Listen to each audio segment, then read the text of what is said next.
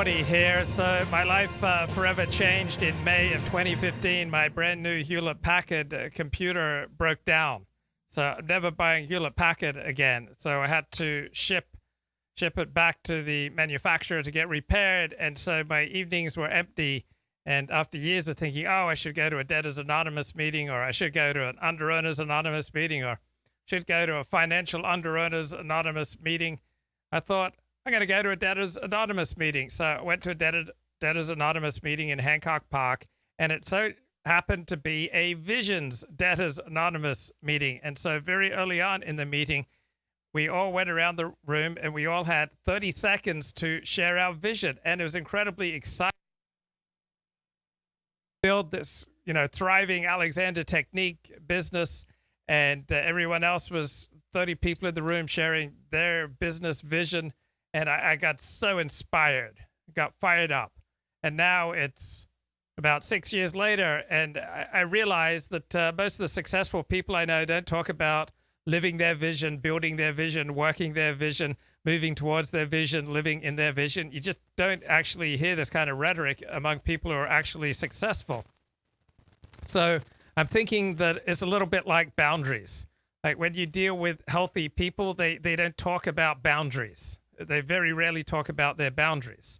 It's troubled people who are trying to inch their way towards recovery who talk a lot about their boundaries. But if you have to talk about your boundaries, if you have to announce your boundaries, it in all likelihood means that you have trouble with boundaries, understanding your boundaries, setting your boundaries, keeping your boundaries. Normal, healthy people, they don't have to announce their boundaries. It's just clear to them, and it's clear to you. And you don't even think of messing with them because you know if you do mess with them that they will retaliate. So a lot of rhetoric is very telling, because there's certain rhetoric that successful people use, and by use I mean they don't even speak it. Okay, they don't tend to talk about their boundaries. They don't talk about their vision.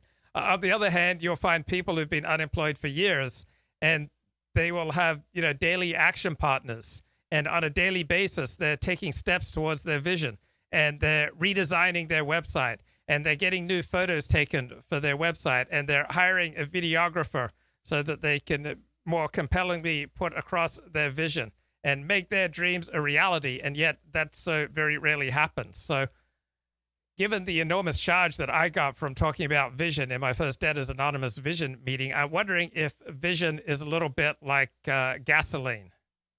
Right? You need some people who are down and out. They need some fuel, right? They need some inspiration. So when I entered weekly therapy in March or April of 1998, one of the first things that my therapist gave me was a handout on boundaries, because I was really bad on boundaries. Knowing where I ended, other people began. So I was frequently intruding on other people's boundaries. I was failing to maintain my own boundaries. It goes together. You don't tend to have a good sense of boundaries for yourself and then just like recklessly pillage through other people's boundaries. So it was one of the first things I learned. So that was a small benchmark in my long journey towards sanity. So maybe people who are messed up with their finances, messed up with their professional path, messed up with their financial path, maybe they need that copium inspiration fuel of having a vision. So I had a sponsee ask me, hey, 40, so what you're saying then is that it's the amount of the vision that matters. And no, right? There's no amount of gasoline that it's healthy to sniff, right? That the gasoline, it goes in your tank. It doesn't go up your nose. Yeah, so don't be rama. Right? Don't sniff petrol from a can. Right? We're not talking about like, there's just a certain amount of vision that's healthy. No, not so much. We stand together. Look at us, we can sniff forever. So what I notice is people who pursue their vision often just to oblivion. They may go through all of their savings. They may go through their inheritance. Right? They may have to, move in with their dad, right? Because they're just pursuing their vision off a cliff. Like particularly in Los Angeles, like people move here to be a star. And so I just see all around me the wreckage of people in various 12-step programs who are pursuing their vision over a cliff.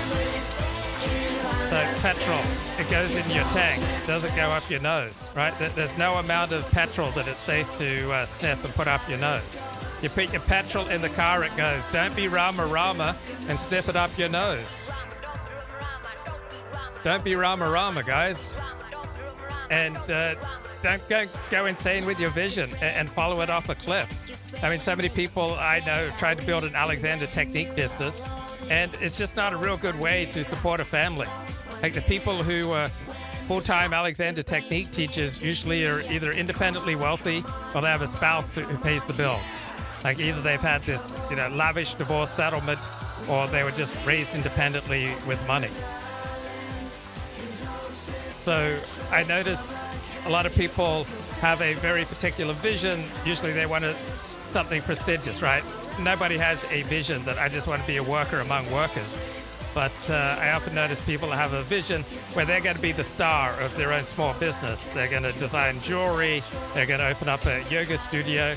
They're going to offer marital counseling based exclusively on the book of Ephesians. Okay, there's not a big economic market out there for offering marital counseling based solely on the book of Ephesians.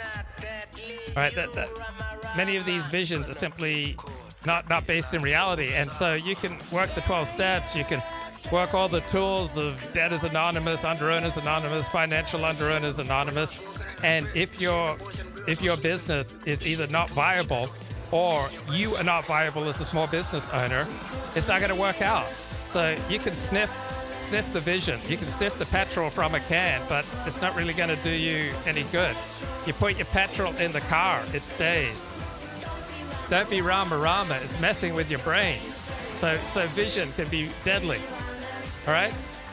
Just like sniffing petrol. Don't sniff petrol from a can. Don't get high on your own supply of your vision of this amazing small business that you're going to build. Most people are not cut out to start their own small business. It's not easy to make a living as a vlogger or a podcaster or an Alexander Technique teacher. So I notice some people enter 12-step programs with a very particular vision, and that provides them the fuel to do the work of the 12 steps.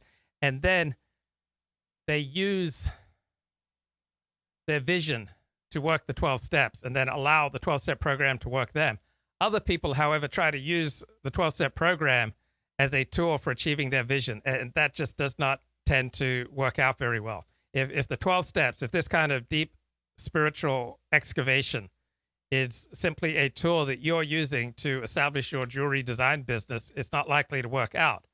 On the other hand, if your vision of establishing a jewelry design business helps you to get the mental health counseling, the spiritual counseling, the spiritual excavation, the various 12-step programs that you need to become sane, and then you devote yourselves to the program, not just as a means to achieve your particular narrow vision of becoming a star, then that seems to work out. But remember, petrol, it does not go up your nose. It goes in your car tank. All right, let's talk about Adam Curtis. All right, he's this British filmmaker. He makes these absolutely beautiful films composed of stunning images, compelling soundtracks, and empty ideas.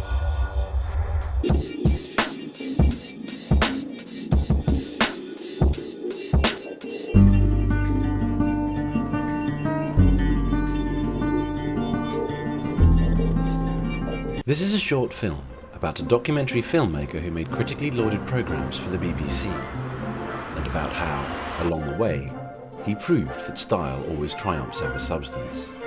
Wherever you find them, friendly people, gracious customs, both mean true hospitality, today, tomorrow, and all through the years to come. In 1992, a strange and brilliant That's Life researcher with a Skinny Puppy CD embarked upon a career of producing documentaries about how ideas can spark social movements. Adam Curtis believed that 200,000 Guardian readers watching BBC Two could change the world. But this was a fantasy. In fact, he had created the televisual equivalent of a drunken late-night Wikipedia binge with pretensions to narrative coherence. Combining archived documentary material with interviews, Curtis filled in the gaps by vomiting grainy library footage onto the screen to a soundtrack of Brian Eno and Nine Inch Nails. He had discovered that it did not matter what footage he used, so long as he changed the shot so bewilderingly fast that the audience didn't notice the chasm between argument and conclusion. This was especially effective when he simply cut the music mid-bar. And as a result, Thabo Mbeki was swept to power at the next general election. Meanwhile, in America, a strange and brilliant cameraman was shooting stock footage of Death Valley, California. Curtis implied that this was somehow relevant to the labyrinthine argument he was constructing. His audience believed that it would turn out to be of crucial significance. But this was a fantasy. Curtis never returned to Death Valley, or the cameraman. He had discovered that they did not matter, because 5 minutes later, his audience had simply forgotten about them. But this did not matter, because Curtis spoke with such an impeccable, authoritative BBC manner that the audience took even gross generalizations and unsupported value judgments to be the absolute truth. They simply went along with it. And thanks to Adam Curtis, Brian Eno never had to work again. Yeah, well, they found something, but you fall down on the hole, left you to the rest.